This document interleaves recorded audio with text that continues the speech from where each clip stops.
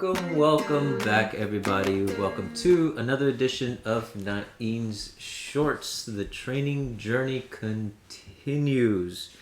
Despite everything, all the changes that have been going on, it really, folks, not much has changed. A name here and there, but ultimately, it's still just training.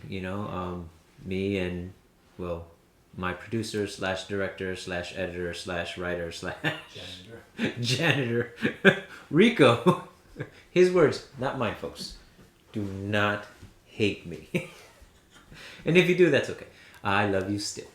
But thank you for watching and continuing to watch. For those that are returning to the show, like and subscribe if you haven't already. Share it with people if this becomes useful, because my training has reached a new point in that I am now teaching more frequently and more readily, simply because it's just sort of where the journey is going. And on that note, before we continue, I announced the name in the last episode, but really we just kind of pulled it out of our nethers, simply because we needed something to put out there and the other names were taken, the ones we really wanted.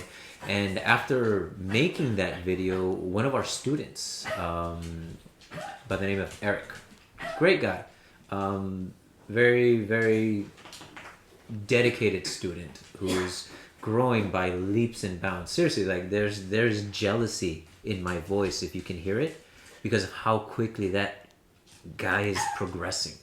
He really is. He's getting really good, and he doesn't see it yet.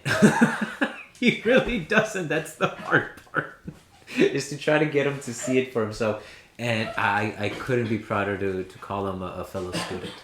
He came up with a name that I personally like even more, and we're really having a conversation with the students in the class that we have to see which one would fit best for us. Personally, I like Eric's choice a lot better, but we listened to one student and his suggestions, so we want to listen to the other students and their suggestions as well, to make sure that we all agree on it, that we all like it and can represent that name, because again, it's just a name, but it is going to be representative of our class and not me specifically or Rick. It's all of us together, and that's what makes the class good. I voted for Janitor Colley, but the janitor does not get a vote. I'm sorry. Yeah, you need to join a union, and we don't have one yet. We're gonna blackball you if you ever try. Sorry, folks. Internal conflicts, issues that we need to still iron out. But believe it or not, after that announcement, that particular weekend, Rick had a family thing to fly off to. It was one of his sister's birthdays. So he was celebrating with her that particular weekend. So after the announcement, I find myself in front of a class by myself. No backup, no guidance, just me there flying solo. And folks, I gotta tell you, I totally screwed up. Personally, I mean, I feel like I made somewhat of a mess about it. The lesson did get across eventually, but my critique to myself is that I think it took too long to get to the point. It took too long for the students to really grasp what the lesson was. It was a lesson on footwork and movement and integrating the upper half with the lower half. And I missed opportunities to change the people's perspective, change the students' perspective, so then they're able to grasp it and perform the concept. Now, granted, sloppy, it's level 1, it's just gross motion, but the ability to use that gross motion, that's what we were really working on. And it became kind of an uphill battle, but I think my saving grace was the way that we've established the class already, and the way that we utilize the students' own understanding to really progress everyone else. And what I mean by that is that when we break off into partners, it's never just, oh, pick somebody your height. It's always, okay, you guys play with that person and you guys train and help each other out, and then we switch. We're constantly switching partners. We're constantly trying to get different perspectives. We bounce around between groups. When a comment or a question is asked that could pertain to the rest of the class, we come back together and we break apart again. It's a very organic ebb and flow of information. It's not just me, it's them, and each student picks up something different from the other. And depending on the student's skill level, there's an adaptation that happens. And in that moment, they become both students and instructors. And then I just do my best to guide them down a path. I don't want to say I correct things, but I suggest different way of thinking, different way of looking at the same concept, and you start seeing the results in the individuals. There's a little girl, 12 years old. She can't be more than, I don't know, what would you say, 80, 85 pounds? Tiny. But just 3 weeks ago, she understood a concept of mechanics, and that hasn't gone away. When she hits the bag with the stick, it sounds like a grown man beating that thing. It's a beautiful sound just because you can see the effort that they put into what they do. And that comes with that switch and that change in the way that they acknowledge. Because one of these guys is, 6 feet tall, and she's maybe 4'8", 4'10". So she's tiny, but they're playing with each other and they're adapting to one another, and they have to, in that moment, figure out, okay, how do I accomplish what I'm being asked to do, despite the fact that this person is taller, this person is smaller, this person is stronger, this person is has broader shoulders, this person is moving a little tighter, this person is not as mobile. And it's great to see those light bulbs and that light in their eye just kind of go off when it clicks, when they finally get it, when something is said that truly triggers the understanding and they change the way they go about it.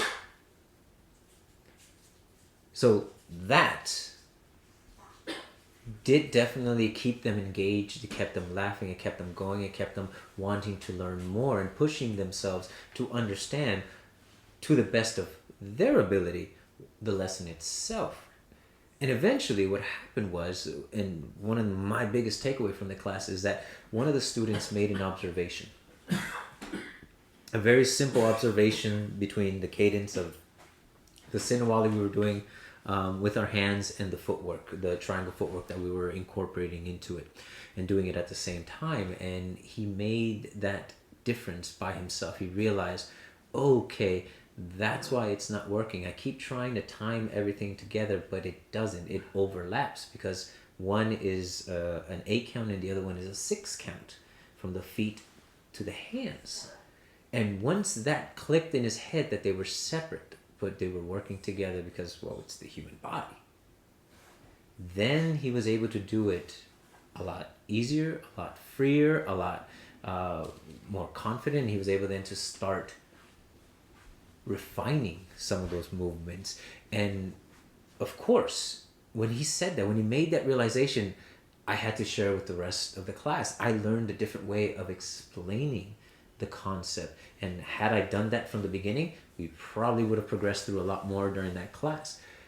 But it was a great learning experience because I find myself for the first time in front of a class without Rick, who I've depended on for so long, and all of a sudden I'm scrambling. It wasn't a terrible scramble, and I think I hit it well, although I openly told the rest of the class, yeah guys, I screwed up, sorry. Because I want to be honest with them. I don't want to pretend like I knew everything, that I knew what was going on, like, oh, this is exactly what I meant to do the whole time. I played dumb for the sake of No, I played dumb because I was dumbfounded by the fact that I was not getting through to all the students. And that I want to bring up to the rest of you guys. For those of you who are instructors, I want to ask you this, and maybe you haven't dealt with this, or maybe you have, but what do you do when you're teaching a class? I believe I had 6 students, and one of them is really struggling to perform what it is they're being asked to do. Everyone else is slowly getting it. They're starting to progress. They're changing the cadence. They're adding variations to the exercise. It's still all within level 1 again, gross motion, but one student is having a bit more difficult time, and it was just me. So I couldn't pull him off to the side and be like, here, you and I are going to work together, because then I'm dismissing the entirety of the class. And again, the structure of the way that we do the class really helped in that sense, because everyone got a chance to help this individual learn. And by the end of the class, he was moving a lot cleaner. He was able to perform the exercise the way that it was intended to, because every single person gave him something different, gave him a different perspective, gave him a different understanding, and everybody took their time, and really they weren't pandering to him whatsoever, but they appreciated the fact that he was still working at it. And everyone gave him just a slightly different perspective, until then something clicked, and he kept working on it, and all of a sudden he's moving better by the end of the class, and the lesson stuck. Now, how do you guys handle that? What have you experienced in the past, and how have you overcome it? How has it changed the way that you now teach? And how do you avoid then those pitfalls later on? I mean, those to me became really important questions, because again, this isn't me becoming the teacher and knowing everything. This is me just reaching another level of my learning, of my progression, of my process of getting to understand what I know even better. And another big takeaway that I got from that is that the only way I'm going to progress and get better at what I know is to understand the students. I can't just say they're the most important people there and focus only on what I know and giving them my ideas and giving them my lessons. No, it was, what lessons am I taking away from them? What have I learned from those individuals? How can I say this better to this person so then they can keep up with the rest of the class? How can I change somebody's perspective so then it becomes clearer in their minds? Because once it clicked in here, they were able to perform it physically. And that was a wonderful feeling. I still felt kind of bad because I felt like I messed up, but I pushed through it. I didn't let it keep me down. And then I called Rick and cried and asked him for help. But he just said I was stupid. And that was all the help he gave me. So, but it was a great learning experience. And I opened the forum to you guys. I question, like, what do you guys do in those situations? What have you done? Did you freak out?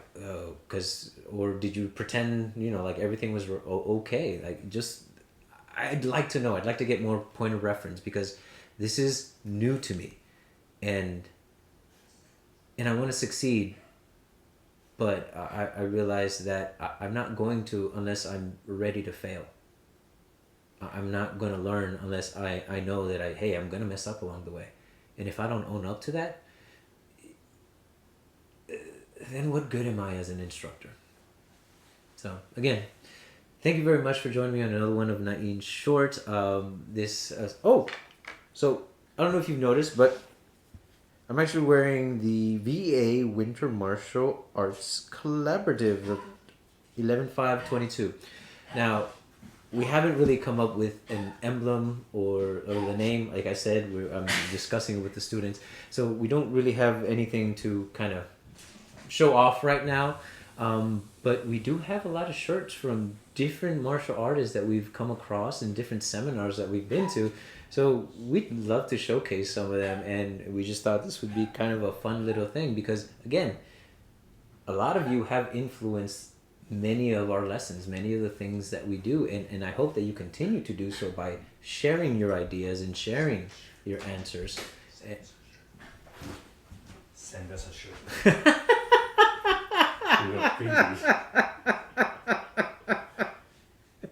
So, the class's janitor, Rick, said, send us shirts so then we can show on camera.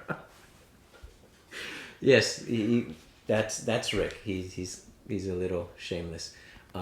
That's a lie. Free He's advertising and custody. completely shameless. Free advertising and all it costs you is a shirt. But yes, the VEA Collaborative, March 11th, they're having another one actually. They have 4 instructors in Filipino martial arts.